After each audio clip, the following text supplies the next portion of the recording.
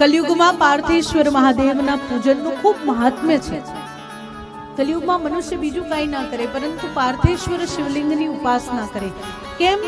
કારણ કે આપણે મોટા મોટા મંદિર ઘરમાં કરી દઈએ છીએ, બહુ બધા ફોટા, બહુ મોટું મંદિર, પણ આપણા પછીની જે પેઢી છે ને એને તો દીવો કરતાય નથી આવડતું, ચાંદલો કરતાય નથી આવડતું. આપણે શીખવાડ્યું નથી. ચાંદલો કરવા કહીશું એટલે તરત મમ્મી કે પપ્પા પહેલા બોલશે કે ત્રીજી આંગળી. હા, સ્વાભાવિક વસ્તુ છે, આ તો આવડવું જોઈએ ને. પણ આપણે એટલી ડિટેલમાં શીખવાડ્યું નથી. એટલે દિવસે દિવસે દિવસે દિવસે હવે કેવું છે, લોકો પાસે સમય નથી ને જ્યારે ભક્તિની વાત આવે તો ખાસ સમય નથી.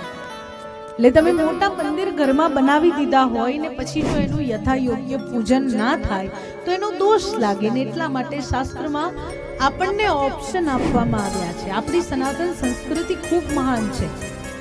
આપણી અંદર માનસિક પૂજા થાય છે કે તમે કદાચ વિધિવત રીતે પૂજા ના કરી શકો તો તમે નેત્ર બંધ કરીને માત્ર મંત્રોના ઉચ્ચારણથી માનસ પૂજા કરી શકો છો.